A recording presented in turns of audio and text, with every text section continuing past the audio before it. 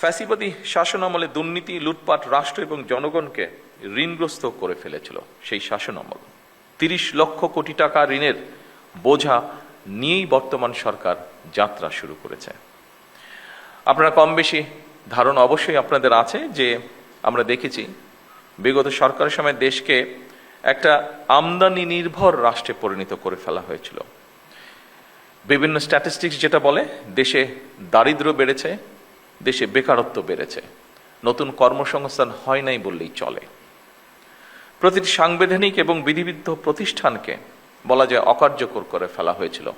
আপনারা মনে হয় তার সবচেয়ে বড় উদাহরণ, যেহেতু আপনার প্রশাসনে বিভিন্ন জায়গায় আছেন, বিভিন্ন জায়গায় কাজ করছেন। বিচার বিভাগ, নির্বাচন কমিশন, দুদক সবকিছুই ছিল অকার্যকর। শিক্ষা, স্বাস্থ্য সব সেক্টরই বলা যায় ভঙ্গুর অবস্থা। অপরদিকে বর্তমানে যুদ্ধ পরিস্থিতি ও নতুন সরকারের সামনে একটি চ্যালেঞ্জ হয়ে দাঁড়িয়েছে। যুদ্ধ পরিস্থিতি থেকে হয়তো এই মুহূর্তে পৃথিবীর কোনো দেশই রক্ষা পায়নি, সব দেশই কম বেশি এফেক্টেড হয়েছে, বাংলাদেশে এফেক্টেড হয়েছে। তবে জনগণের ভোগান্তি না বাড়িয়ে আমরা সকলে মিলে কিভাবে পরিস্থিতির মোকাবেলা করা যায় সেটি হচ্ছে আমাদের চেষ্টা বা অব্যাহত চেষ্টা সেটা, এবং আপনাদের সহযোগিতায় সেই চেষ্টা আমরা অব্যাহত রেখেছি।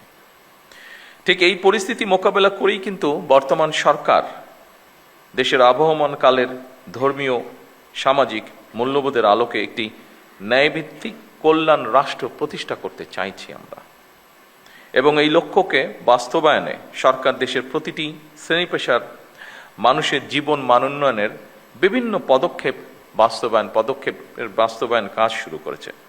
সরকার ইতিমধ্যে একটি নীতিমালার ভিত্তিতে জনপ্রশাসন অর্থাৎ আপনাদের মাধ্যমেই কৃষক কার্ড, ফ্যামিলি কার্ড, স্পোর্টসের যে বিষয়টি সহ দেশে ইমাম, মুয়াজ্জিম এবং অন্যান্য ধর্মীয় গুরুদেরকেও প্রতি মাসে আমরা সম্মানের যে ব্যবস্থা করেছি সেই কার্যক্রমগুলি শুরু হয়েছে, যা শুরু করেছি আমরা আপনাদের মাধ্যমে।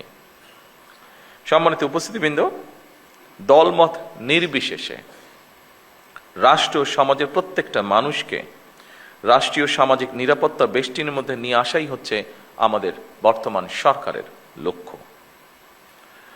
আপনারা বিধিবদ্ধ নিয়ম মেনে জনগণের জন্য সরকারের গৃহীত সেই কর্মসূচিগুলিকে সুচারিতভাবে বাস্তবায়ন করবেন, এটিই কিন্তু জনপ্রশাসনের কাছে সরকারের প্রত্যাশা।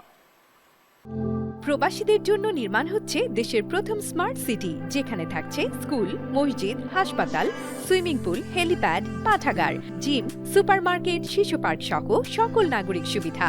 মাত্র ৩০ লাখ টাকা বিনিয়োগে মিলছে আকর্ষণীয় ফ্ল্যাট। প্লাটিনাম ইনভেস্টরদের জন্য ঢাকা বিমানবন্দরে ভিআইপি প্রোটোকল সুবিধা। বিস্তারিত জানতে যোগাযোগ করুন স্ক্রিনে দেয়া হোয়াটসঅ্যাপ অথবা ইমো নাম্বারে।